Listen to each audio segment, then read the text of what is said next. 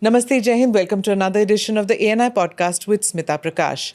This episode is being filmed in New Delhi on the sidelines of the Raisina Dialogue held in collaboration with the Raisina team. The topic for discussion today is Decluttering the Discourse, Women of Iran. We discuss how women of Iran have contributed to their country's international relations and foreign outreach, and much more. Welcome, ladies, to this panel discussion. It's a two-part series with Iranian women of substance. So let me begin with you, Neda. Western sanctions, allegations of women's rights, these are the narratives which come in from the media. So can you, and Western media, so can you help me understanding how Iranian women perceive their image in Western media and how is it different? At first I want to focus on some words. Maybe it will act as a kind of brainstorming. Let's start with the process meaning, and at the same time, Iran, India, homogeneous identity, shared history, and at the same time, dominance of Western media. The main issue that I want to concentrate on is the matter of process. We call something process that is going from, let's say, in every field, in any field, you can call a process when you have a movement toward, let's say, future. A process from subjectivity toward individual, it was what should happen for the freedom of women. It is completely natural in all over the world. We see some mechanism that is happening right now as the emerging mechanism with different initiatives. For example, we have BRICS Plus as the economic mechanism that leads to an intergovernmental organization with different issues, with different initiatives for emerging cultures and emerging countries that want to change the new world order. This is exactly happening in parallel with the process of women in Iran.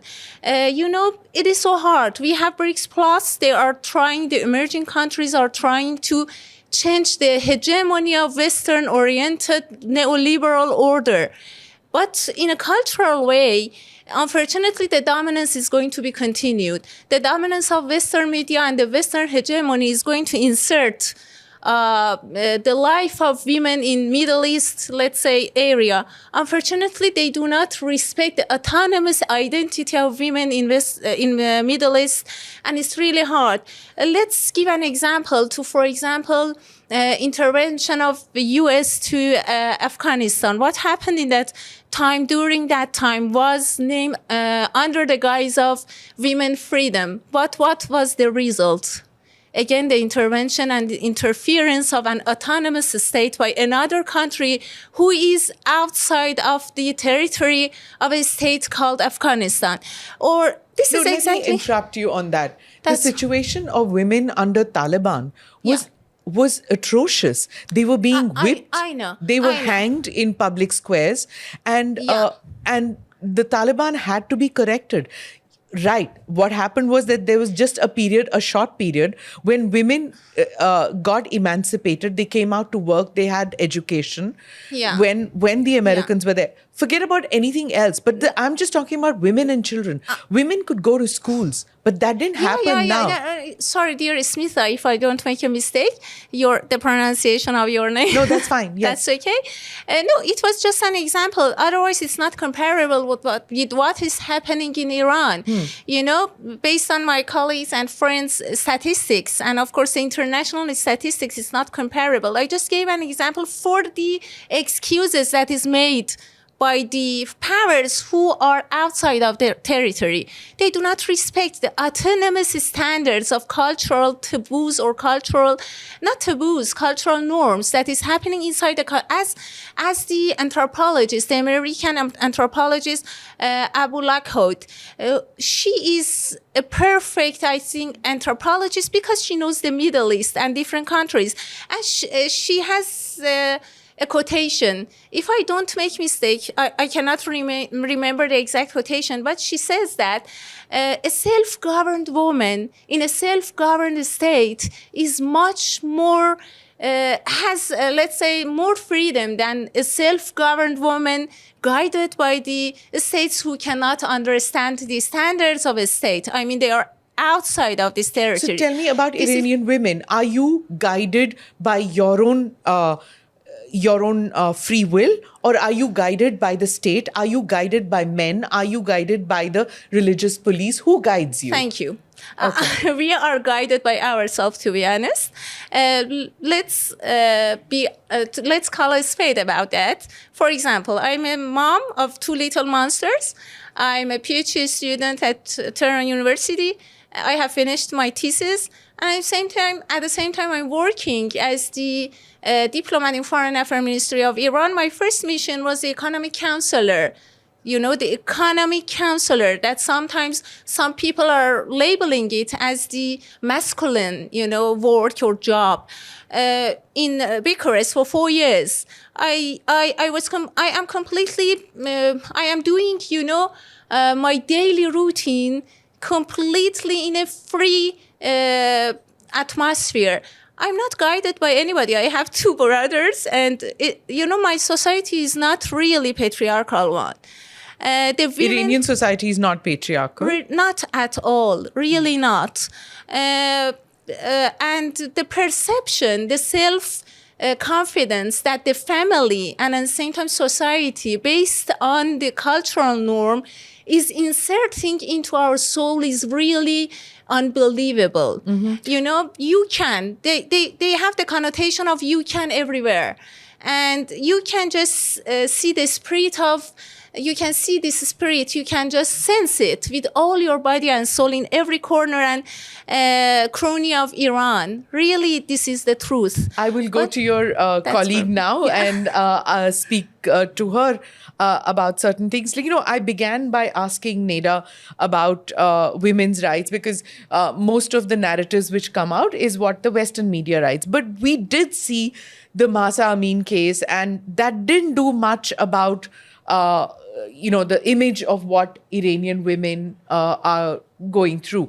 And now we're talking about the anniversary period of the Mahsa Amini case. So tell us, what is the right narrative? Is it somewhere in between?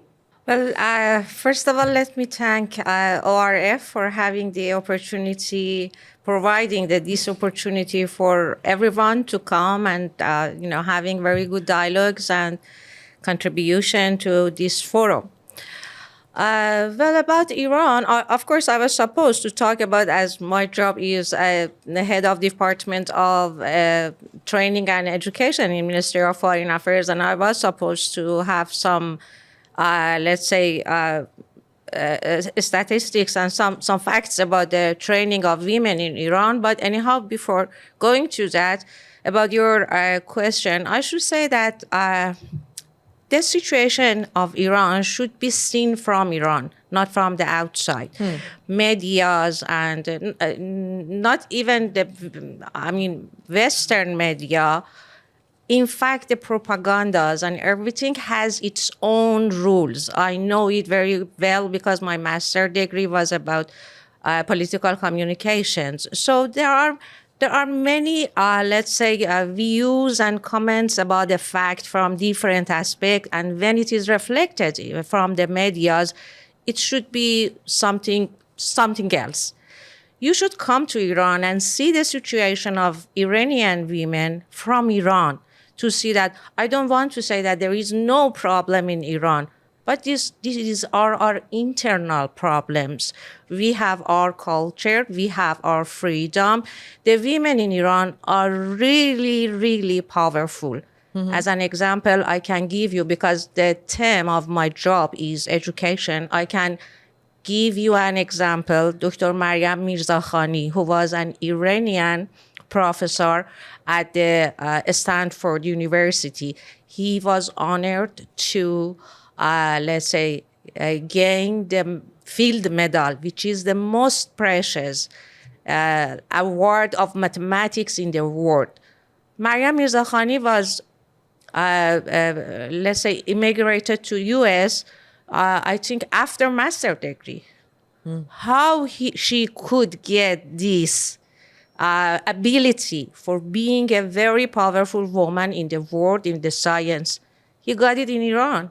Because he was 20, after 24, I think, after, living in Iran.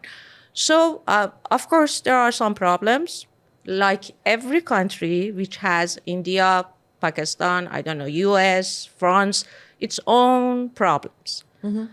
But the main, let's say, characteristics of the atmosphere that we live in Iran as the women is, let's say, society that women can improve, women can defend themselves, women have their voice.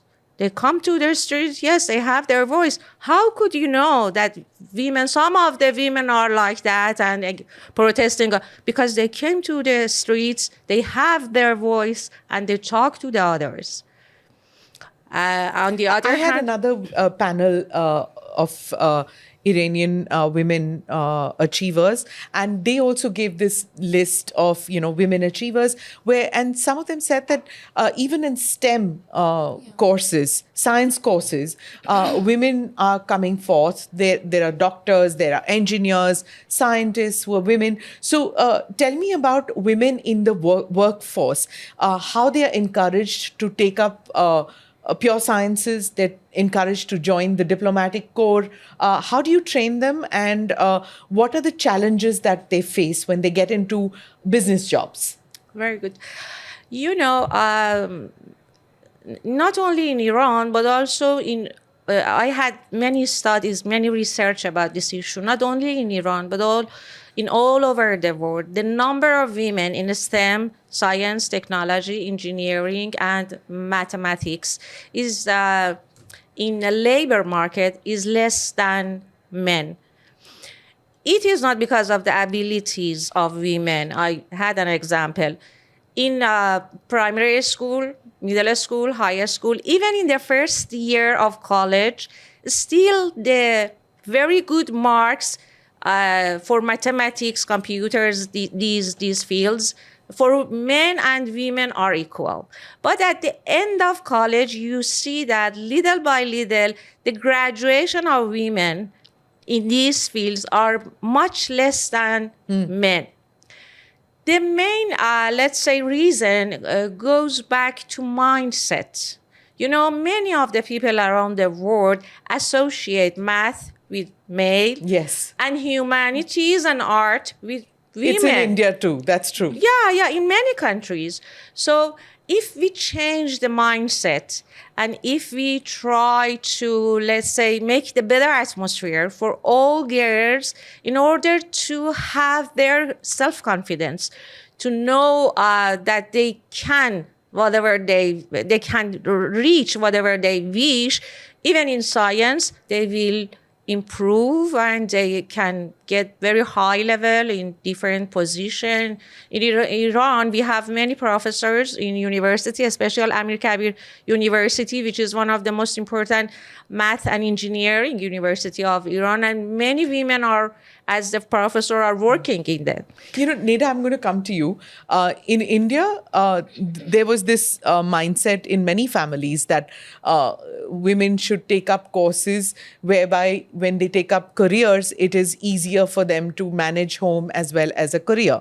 That kind of changed, and now you have, even in space research, women are working. They're there in the military. They're there everywhere in India, including businesses, unicorns, startups. Yeah. Whether it's in micro startup, it's small scale setup in rural India, as well as in urban spaces too. What are the problems that women in business face because of the sanctions which are slapped on Iran? So how are they able to surmount that problem? Unfortunately, to be honest, the matter of imposing sanctions on Iran and business environment, of course, we cannot deny it has affected this atmosphere strongly. For example, let's say, of course, some mechanism and initiatives has been proposed and posed by some organizations like BWA, BRICS, Women Alliances. We are hopeful that these kinds of initiatives are going to become helpful for promotion of the country's business environment, especially for women.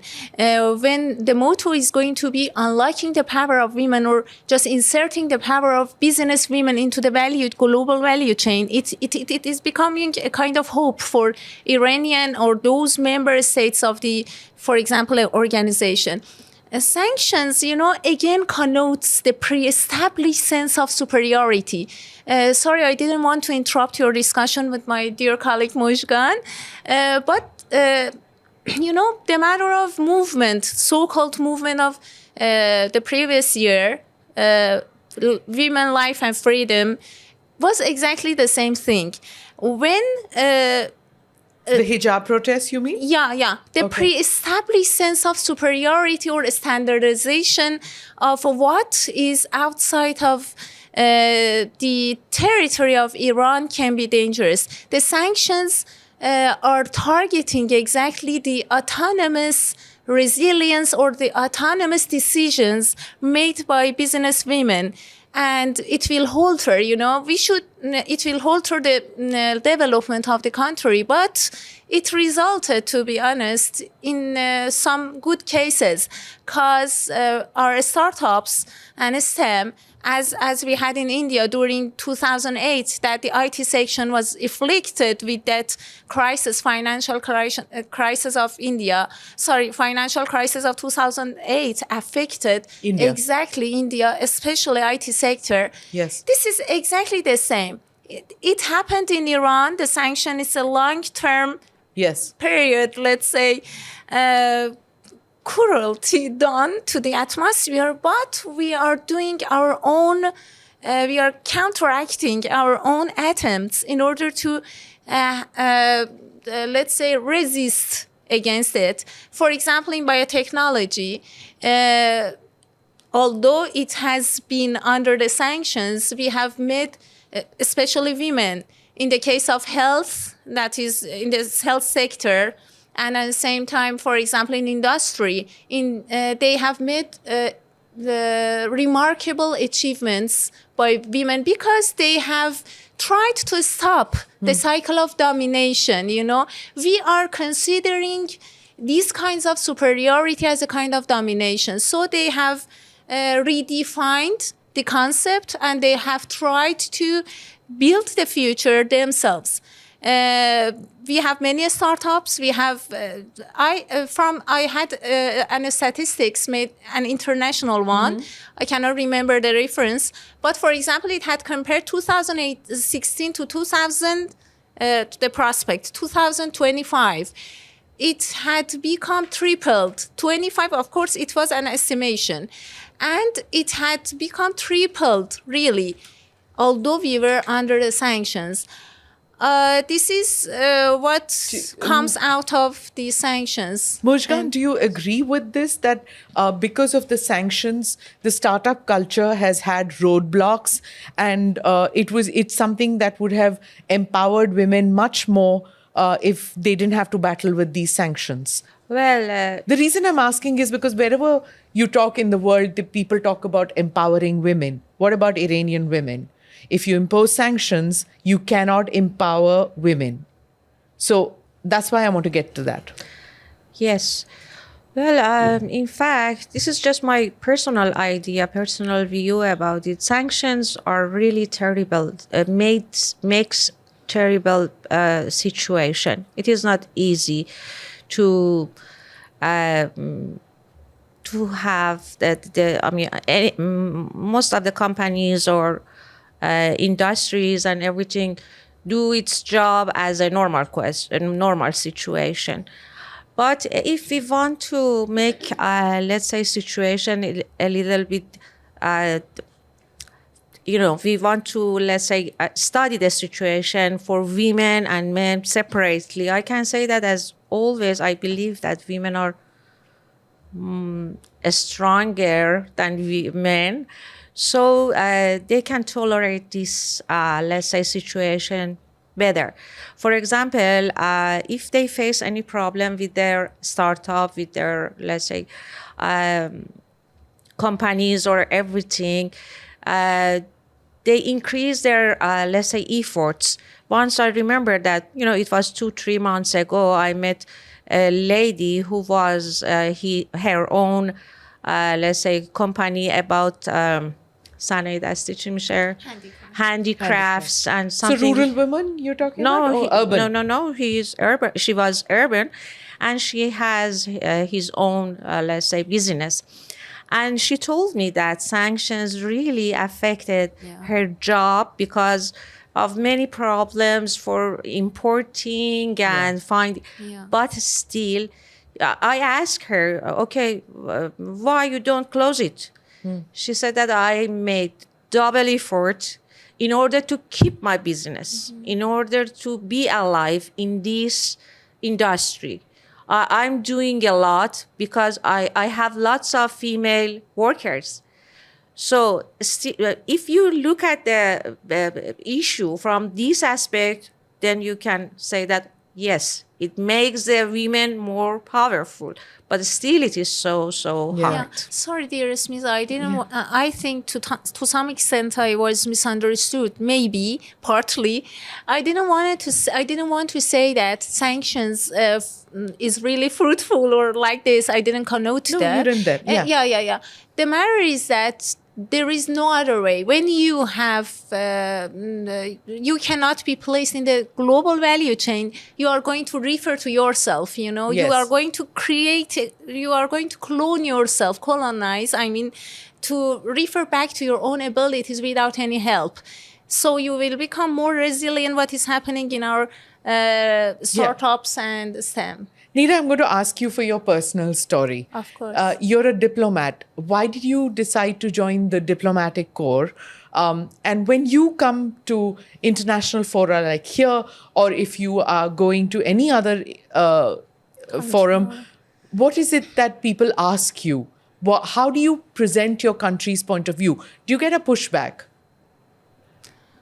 Sorry, in which case exactly? As a kind of diplomat, you mean? Yes, as a diplomat, do they question your regime? Do they ask you why are you defending the Iranian regime? Do they ask you those questions? Is it hard to defend what happens in Iran? To be honest, it's not hard for me because I'm a part of this society, and I'm not going to.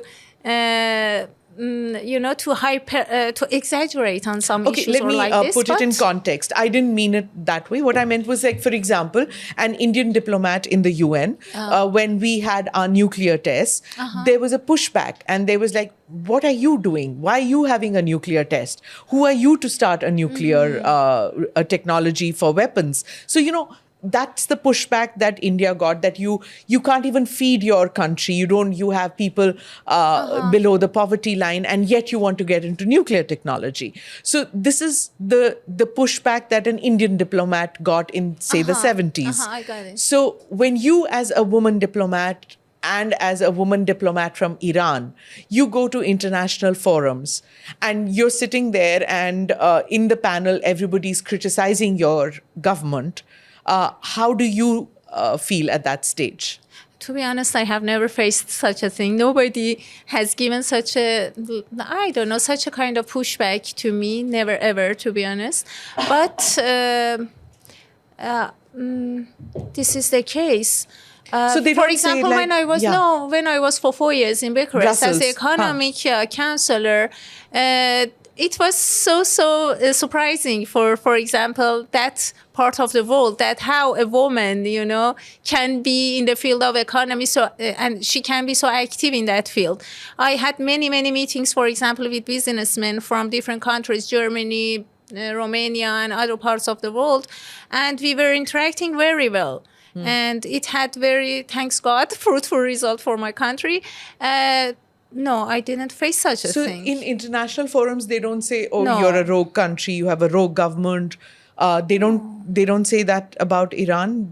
You don't need to defend at times when they say these things. I think people are. Can you let me complete whatever Neda certainly. is trying to say. I sometimes face some, from the first, it's around 30 years that I have worked for Ministry of Foreign Affairs of my country.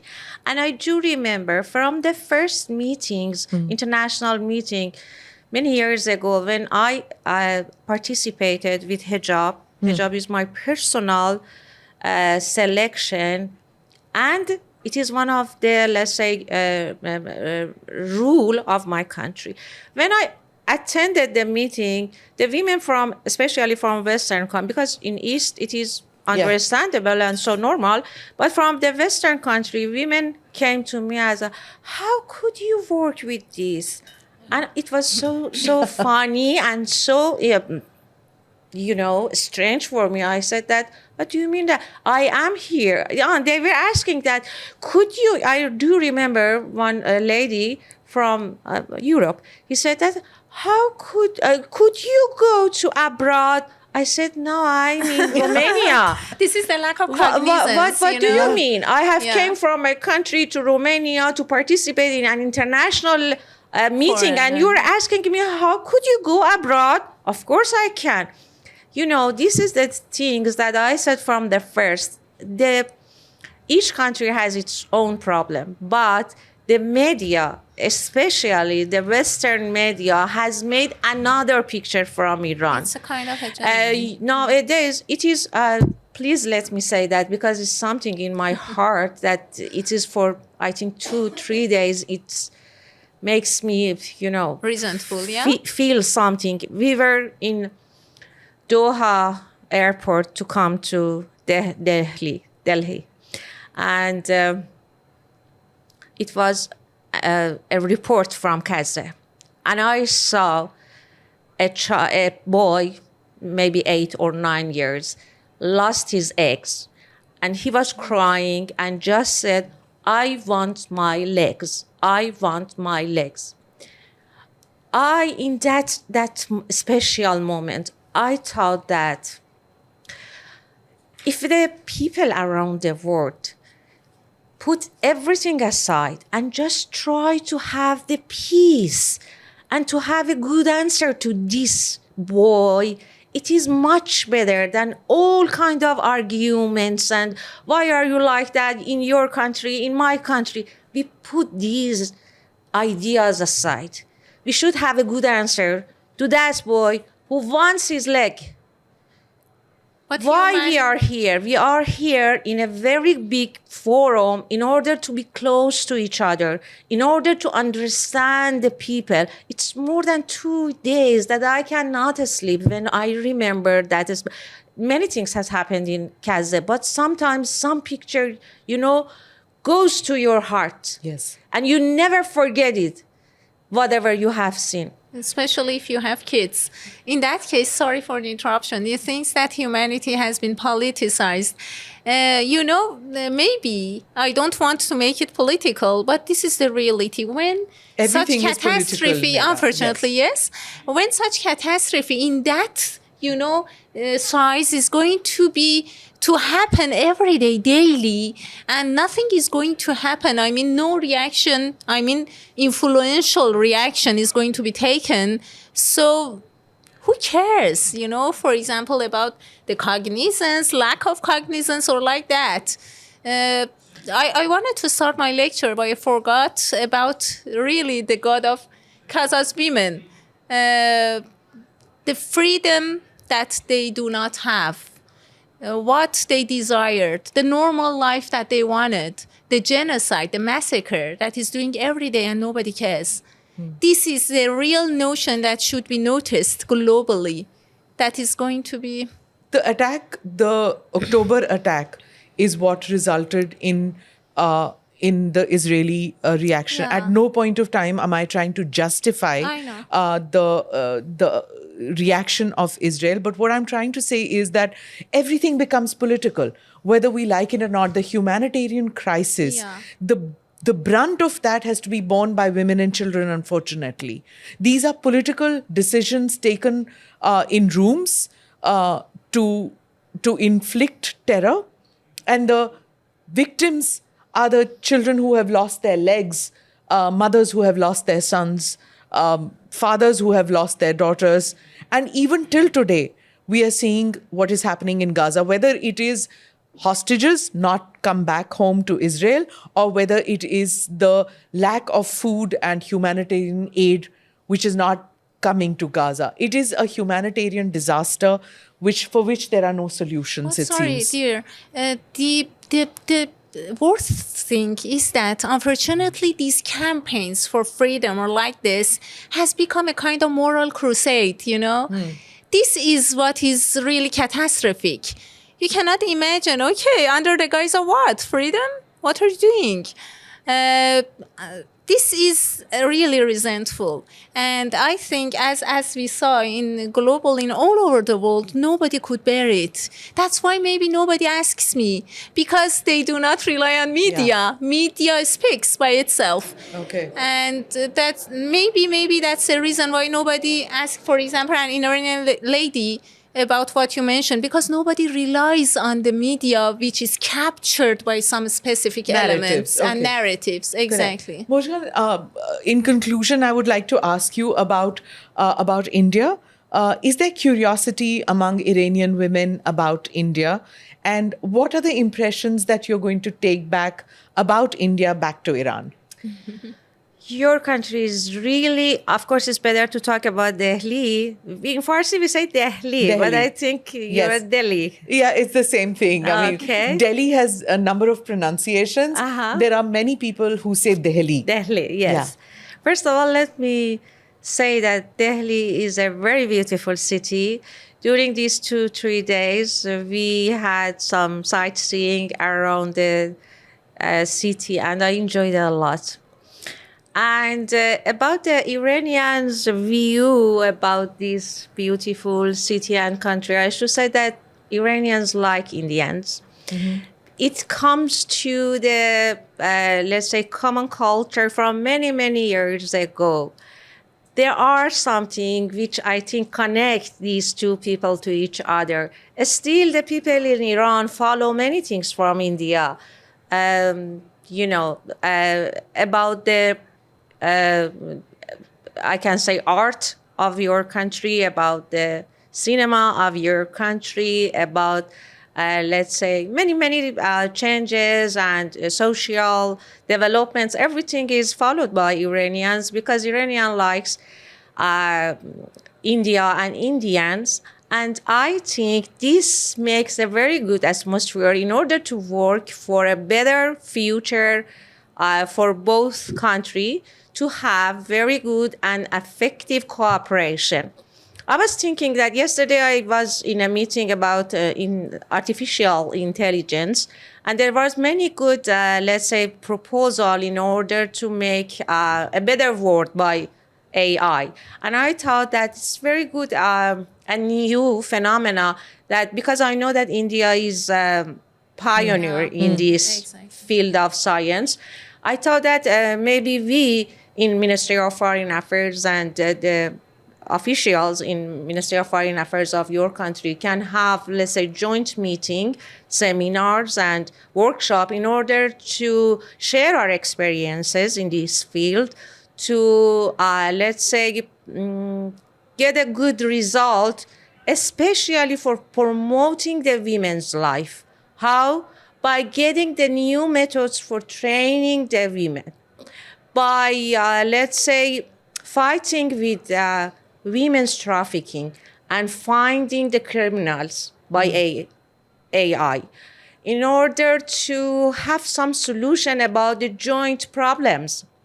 So I think very good background of friendship between Iran and India make us available to make us able in order to put the hands to each other and makes better, better atmosphere.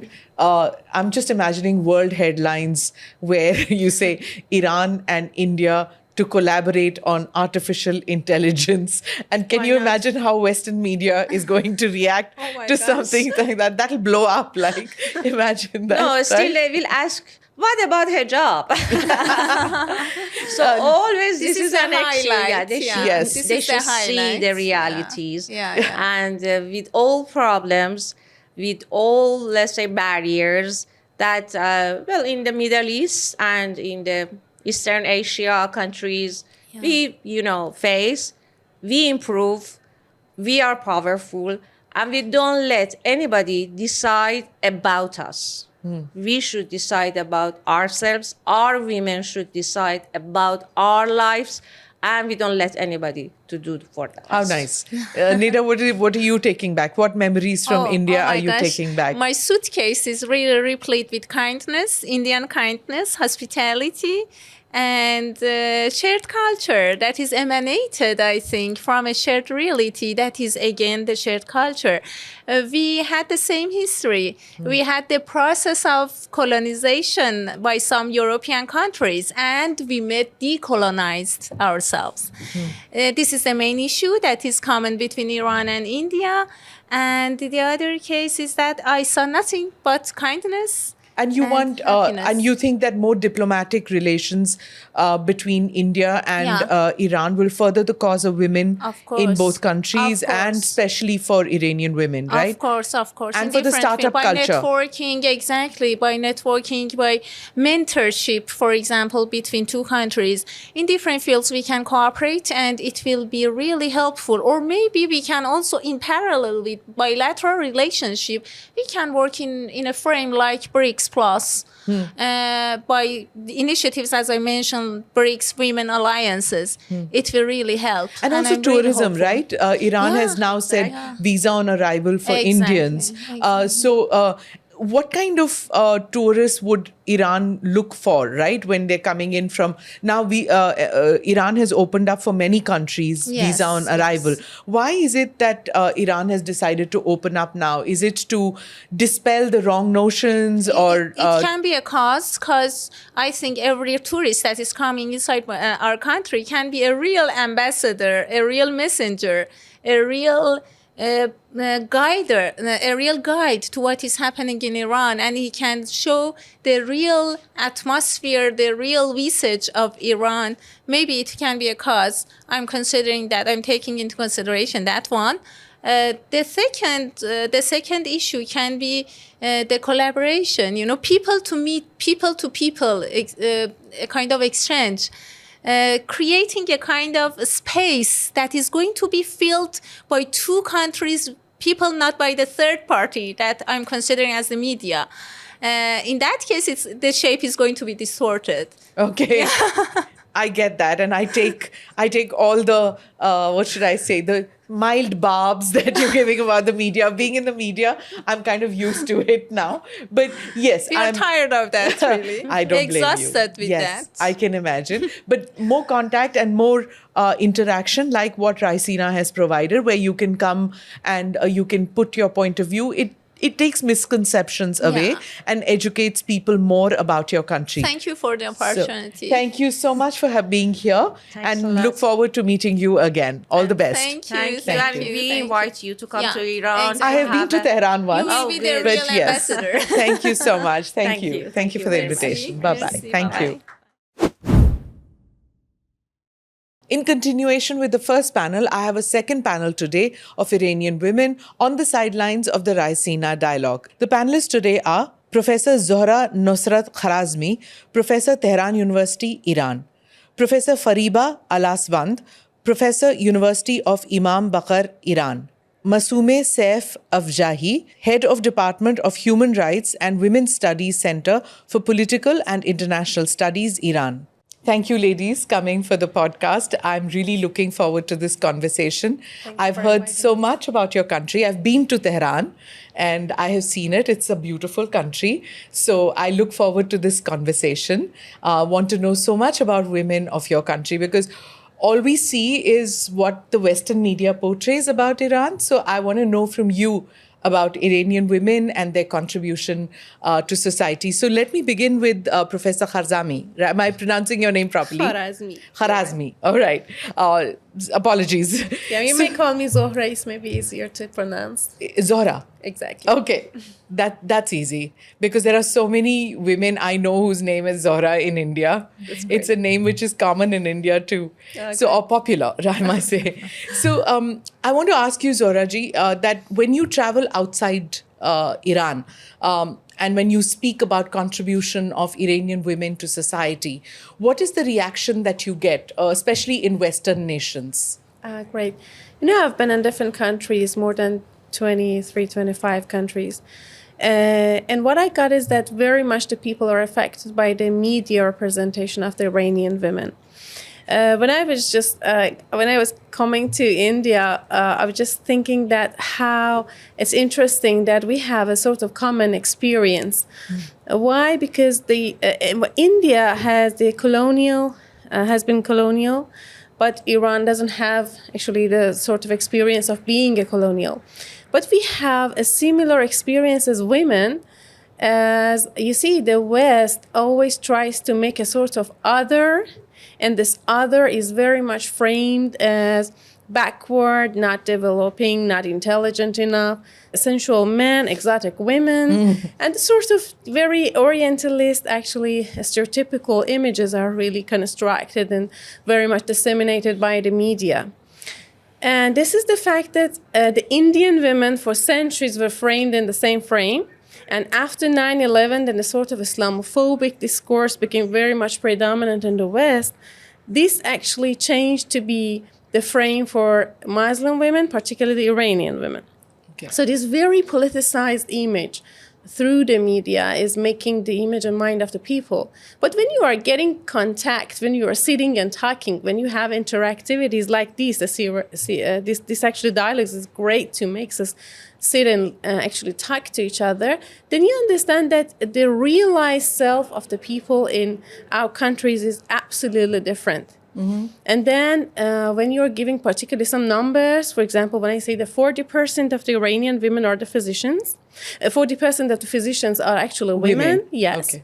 Or when you are thinking that more than 7, for example, accelerated companies are just managed by women, then you understand that how the reality is becoming to be different and perceived differently. So the interactions are changing.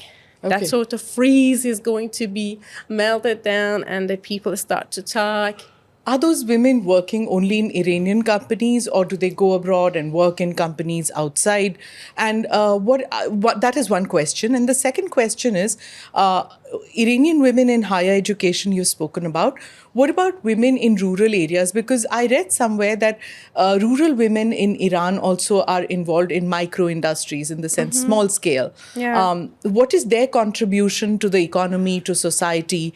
What do they do? Because there's just one article which I read in Tehran Times about them. Yeah. So can you tell me a little bit about that too? Yes, actually, I have an estimate that indicates that 300,000 women in rural nomad areas have been trained in different vocational skills and different educational courses they have taken.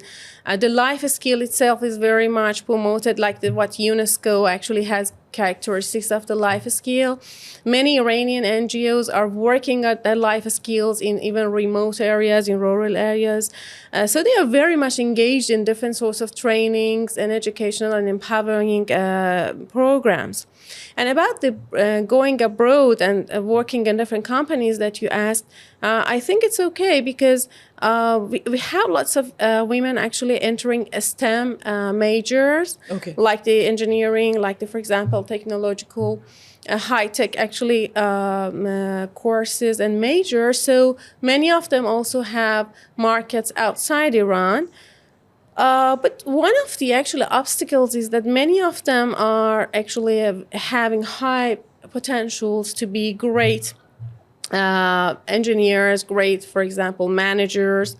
But the sanctions made lots of actually obstacles for them because when it's not easy to, for example, transact money, when it's not easy to do the transaction, so you find very much restricted. So Yes. I think that when you're talking about the women's human rights in Iran, part of it should be actually address the unilateral coercive measures against us that's very much restricting this highly potential women from doing their business. Professor Fariba, often the narratives about women that come in about Iran is about oppression and about violence against women. But what happens is that these are narratives written by the Western media. When the hijab protests were happening in the streets of Tehran, in India there were parallel protests happening, but it was the other way around. There were people who were protesting that women should be allowed to wear hijab in universities, high universities. Basically, that it's a democracy, and if nobody should have the right to tell another person what to wear and what not to wear. So if you want to wear a hijab, go ahead and wear a hijab.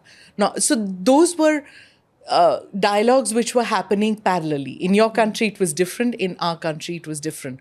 Tell me about women's rights in Tehran. Is it a lot of oppression only? Or as we just heard from Zohra ji, that it's more than that. That is one aspect of it, but there's more than that too. Yeah. And thank you for your question. It's important to know and understand the atmosphere in each country we breathe in. And I want you to know about this atmosphere or cultural or colorful culture in Iran or maybe in your country. There are a lot of misunderstanding between us and other people in other countries about our rules or Islamic rules in Iran. Yes, hijab is important value for us and we obey that. But in Iran, there are a lot of forms of hijab or dressing or coat dressing for women, and you if you visit Iran and Iranian women, you can see freely a lot of women they wear what they want. But yes, in Iran we are some forbidden rule for hijab, for scarf. But it's important to know with this hijab, all women in Iran can progress toward. For example, there are some concert areas that mention in some international documents, such as Beijing document, and we know women in around the world have common pain, common feeling, common law, common rights, but it's important to know in Iran, Islamic values cause women to progress and development toward. For example, in education, in sport, in healthy, and in all of areas, people think about that for women life. We have some records in these areas because during these decades, 4 decades after revolution, Islamic revolution, we achieved to this position for women. For example, before the revolution in Iran, 33% of all of people in Iran were educated. But after revolution, now we face up these numbers. 3% of women in Iran are educated. It's Professor, 99% of women are educated in 99 and 3. 99.3%. Yeah. So when you Are say educated, till what level? Is it primary school? 60 of entries in the university in Iran are women. 60% of higher education. Women. And or about the healthy, you ask my colleague about the rural people. Yes. Yeah. In Iran, after revolution, we expand a lot of healthy centers for women, and in these days, 95% of childbirth are made by Women doctors? yeah. Okay. It's Women important. gynecologists. Yeah. It's important because in the document of development, in international document of development, they made this goal for this area. They say people in around the world have to achieve 25%. But in Iran now we are in this position. I mean, if Islam, with all of frameworks for behavior for women or men, if Islam can be a starting point for progress for women, we have to focus on this religion. And one things in this religion, such as hijab, should not cause us to misunderstanding about Islam or hijab. Okay. You know, I mean, in Iran there are a lot of women with different and colorful dressing, hijab, and all of them can enter the companies, enter the universities, enter the schools, enter the and participate in the society or political actions. And etc. I'm going to come to women's rights, like property rights and things like that. But before that, I want to come to you, Ms. Afjehi. I want to ask you about women in media, women in international relations, because we've just heard about women doctors, we've heard women in colleges, in higher education, in medicine, in even in science and technology and STEM courses. Tell me about women in media and in foreign relations. In where have they achieved and till what level? Thank you very much. At the outset, I should excuse if my English is not sufficient because I'm a Francophone and sometimes my pronunciation is French. That's fine. My pronunciation of English is Indian. So we are at a platform where we have, at the Raisina, we have people from different parts of the world. Yes. And so long as we can make ourselves understand each other, I think we have achieved what we wanted to. Let me please, for now and understanding better the Iranian situation in Iran, I explain three important points about our society. Before your answer. First, we need to have a look on the context they are acting in, because Iranian society is a dynamic society, mainly based on cultural and religious values and tradition, which inherently, unlike Western communities, consider different role for men and women. These traditions entail different opportunities in themselves, and Iranian women have been able to use opportunities. Second point that is important to judge women's position in Iran, it is essential to compare their current position with that of their past before the revolution, and compare with that of their counterpart in the region, because our values is different. Thirdly, Iran has been under severe economic and political pressure during last 4 decades. Just a year after the Islamic Revolution, Iranian society involved in an 8-year war imposed by Iraq. After the war and before Iran found any opportunity to rebuild its economy, the country faced the severe unilateral and multilateral economic sanctions imposed by United States and Europe, which was in fact another type of war, an economic war. So in Iran had to resist and rely on these own capabilities in these military and economic wars. We cannot analyze the situation of women in Iran without paying enough attention to these challenges, because half of the population of Iran saw the women, and we cannot analyze our situation without attention to these challenges, political and economic So issues. is it difficult for women to come to the workplace? At home, do you have to convince your parents that you want to go to work, you want to go to the office? No, I have many. Because you must have been born during the war period, right? Or were you born after the war period? After the war? After the Iran-Iraq war? Yes, after.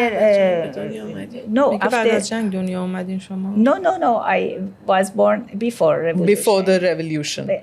Okay. So I study in Iran as I can many statistics for you say how Iranian women have progress in different fields after the revolution with many pressure, political and economic imposed by West.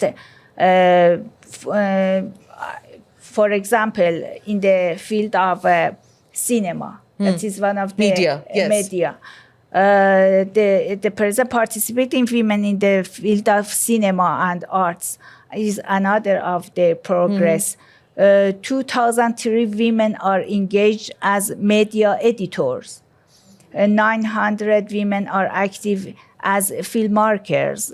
2,000 women are working in professional backstage in cinema activities. Women filmmakers have won 115 national awards and 130 international awards. is cinema important? Like, is media important for in Tehran, in Iran? People like watching movies. Yes, And yes, yes, of course. Yeah. Bollywood is one of the issue Interesting. interesting for Interesting. Iranian generation, new generation, and the women too. What do people in Iran know about India, and is there curiosity about India? Do they want to know more about India? Any of you can take the question, whoever wants I to. can answer. Yes, sure. The image of India in Iran. India as a historical country, which so many culture commonalities, which Iran is considered as one of the most attractive countries of the region for Iranian.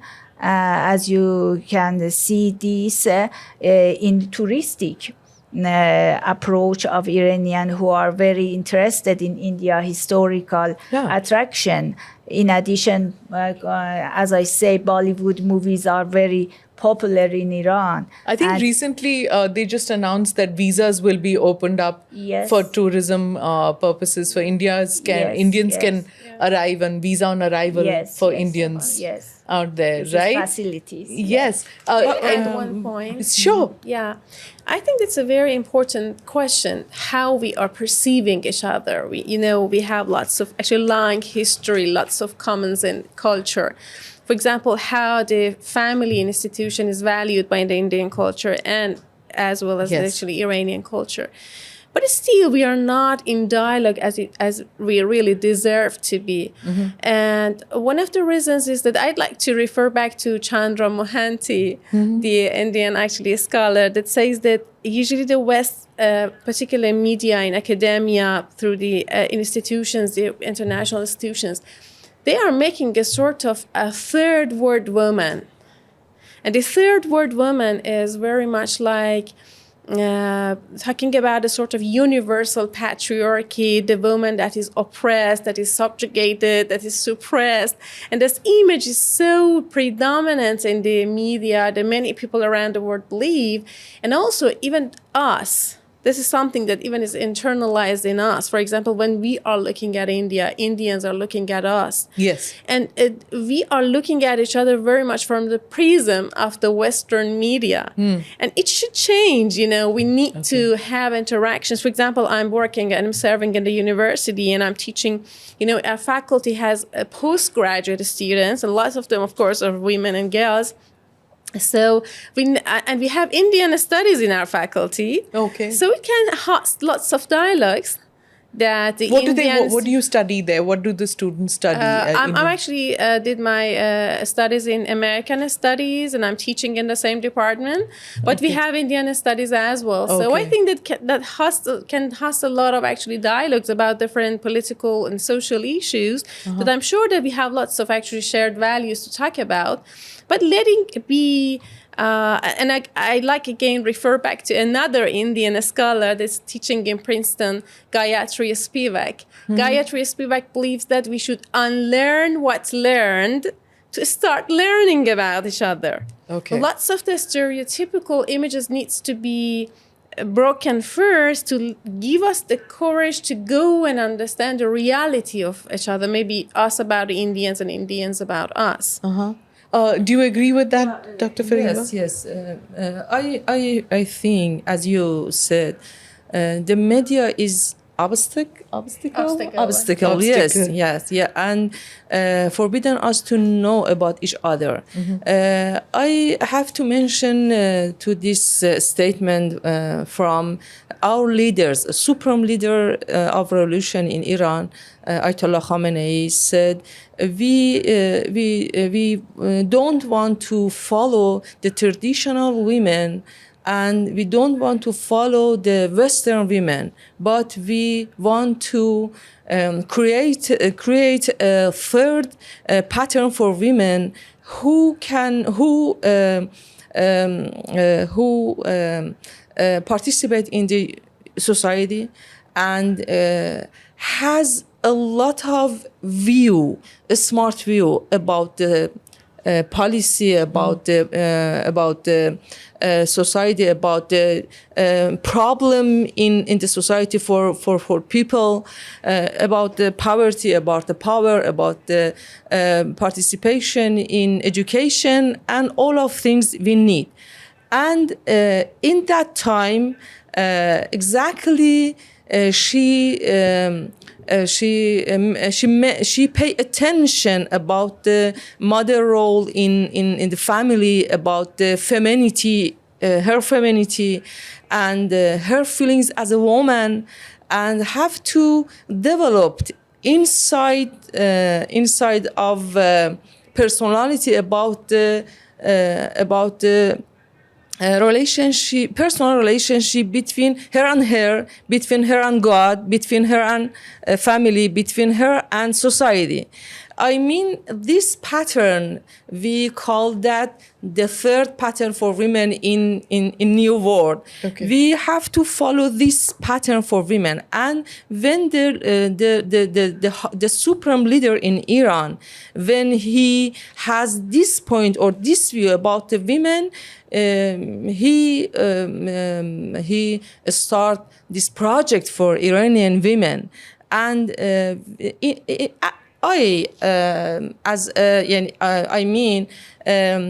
me and my colleague, our Iranian women could educate in Iran, got married in Iran, have a child, and participate in the society. I mean, we can gather between different roles as a woman, as a woman, and as a human. What about rights?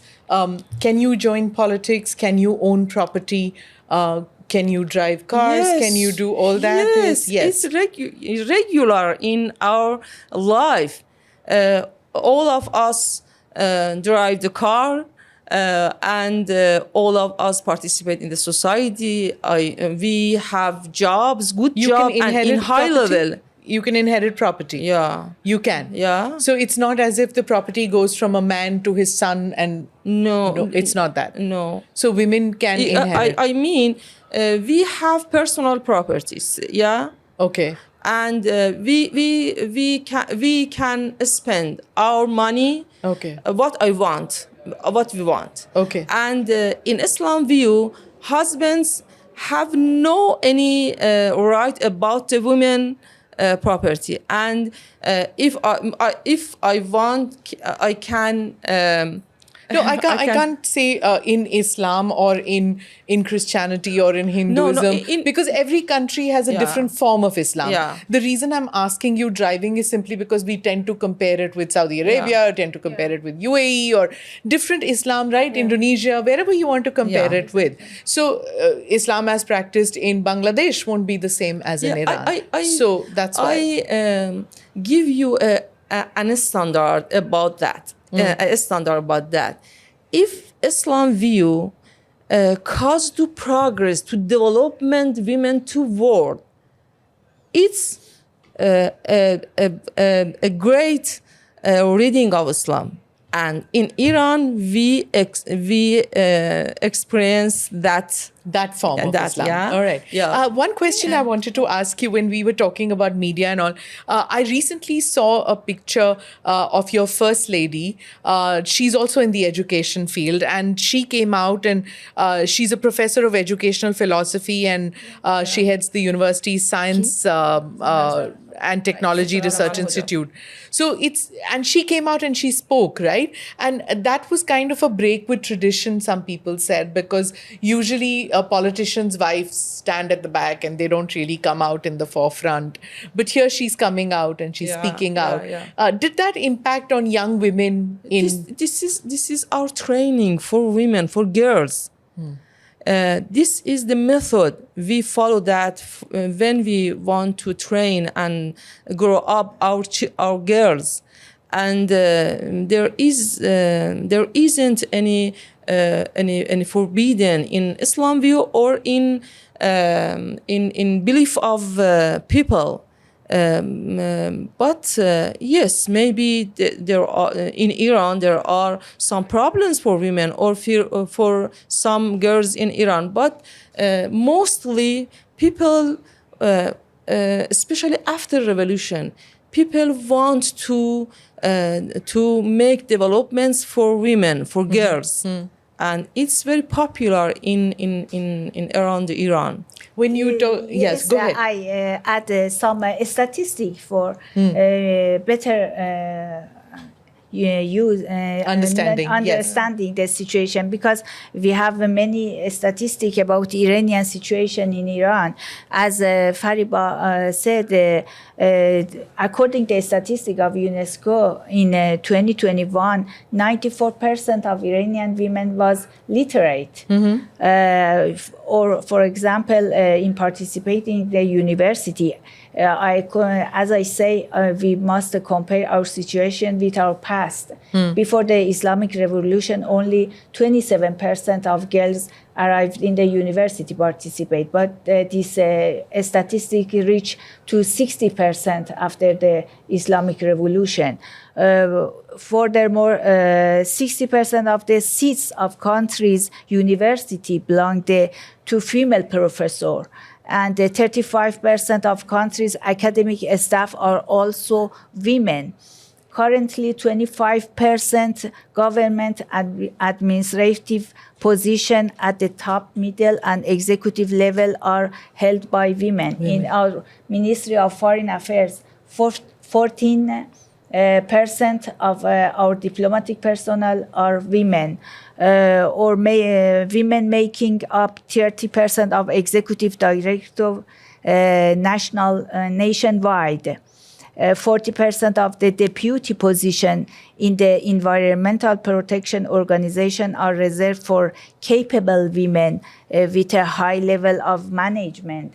Interesting. In the judiciary, more than 1,000 women are working as judges.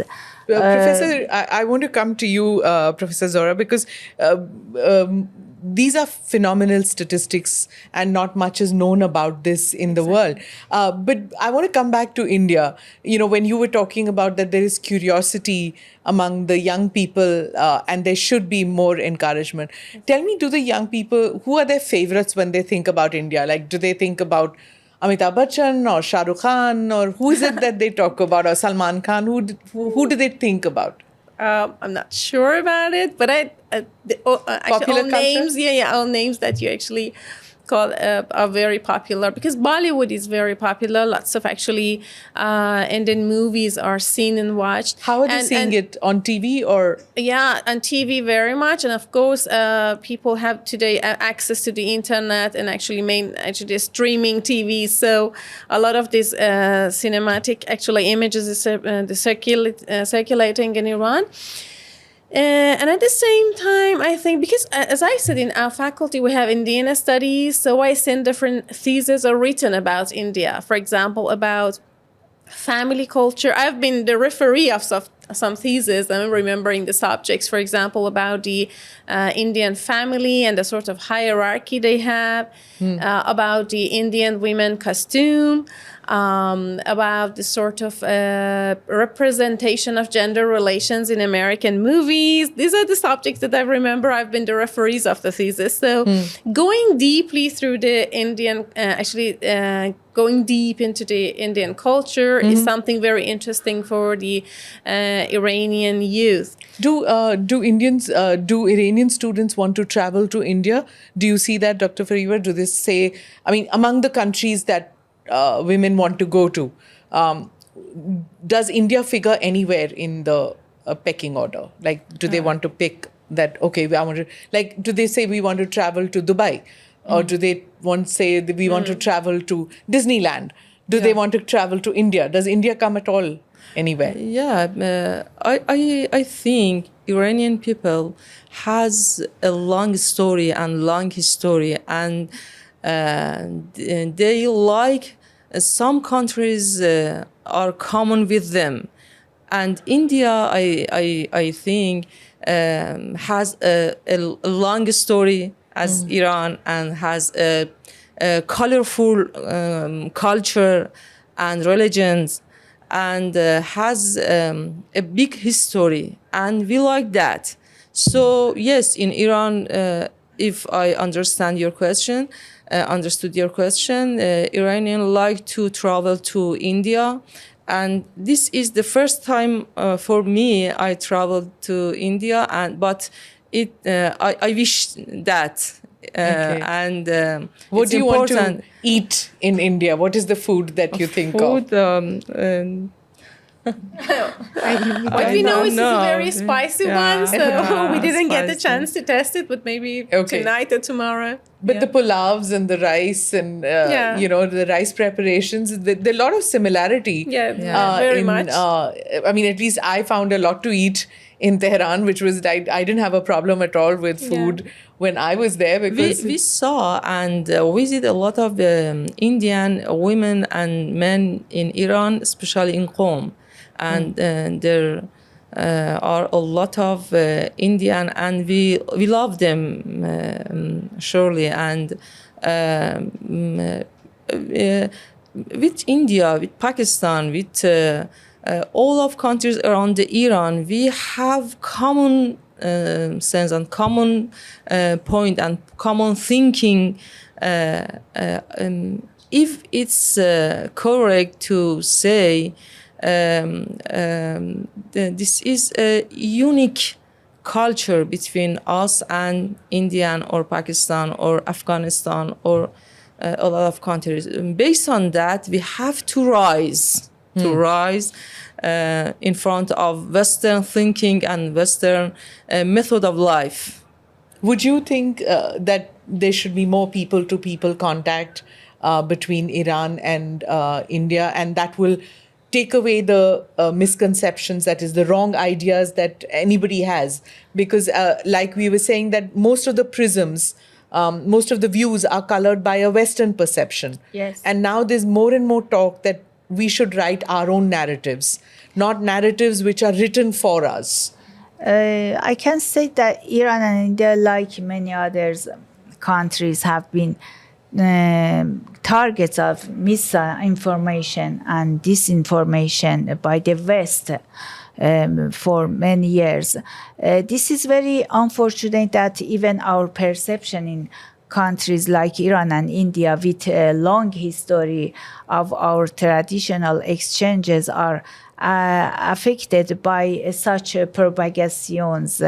I believe that the actual remedy for this problem lies in increasing direct exchange and interaction among two nations, promoting people-to-people contact like tourism, cooperation in media and academic fields can be useful.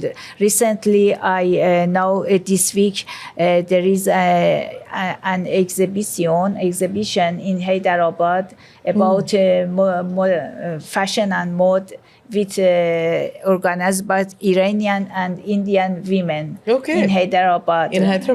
This week, yes. That's interesting. Thank I'd you. take closing comments from you if you have anything to say, to add, in case I haven't asked a question that you would. So one by one, I'll just ask for closing comments from you. Thank you very much for this very actually great conversation. I think it's very essential to just, as I said, sit and talk about our real way of life and the sort of interests we have and sort of common roots we have. And about Iran, just considering that how much middle class has actually grown during recent years. Even very remote villages have got actually paths, schools, hospitals. This development was actually difficult, particularly through the actually due to the effect of the sanctions, but it was done. And the Human Development Index indicates in the UN that how Iranian society was on rise. So I think that part of this development very much in India, in Iran, no difference, is because of the women playing their role. You cannot really ignore women when you are actually on the way of the development. And this is something that Iran also is doing very much. And I think that the civil society also matters. There are lots of NGOs in Iran, and I know that hundreds of thousands of NGOs are actually working in India.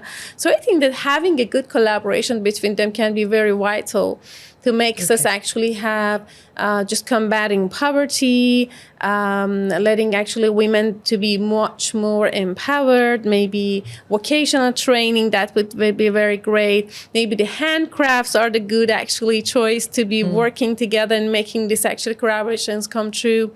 Micro industries, yes. Yeah. And exactly, I think that even the trade, because there are trades women in Iran, lots of actually companies have women as their managers and founders. So there can be lots of actually economic action gives and takes between us. So anyway, thank you for the opportunity. Thank you. Would you like to say? There are international domination by media or by international institution, GOs or NGOs that don't want to do what we want based on our culture or on religion or anything we want or we like. But I think not with a stand of our problems, we have to achieve and follow our national method for solving women's problems or family problems around the world and in our countries, and we can do that by the property we have, and we are in need of national method in these days for solving problem, because international law or international document or international culture doesn't belong to us, and we have to, in the sense that yours is different. Yeah. And as you know, media that showed an imagine bigger than it be in Iran about the hijab or about the women, and about some events occurred in Iran in the last year. But in these days, we face up killing of people, killing of children, killing of women in Gaza. But media don't pay any attention for that. It's double standards, and we have to follow the different method for our country. Yeah, one size doesn't fit all, is what I think everybody at the Raisina is also talking about. That every country is coming up with solutions, because you can't impose solutions on people. Tell me your point of view before we wind up. The point I like to insist about the Iranian situation, that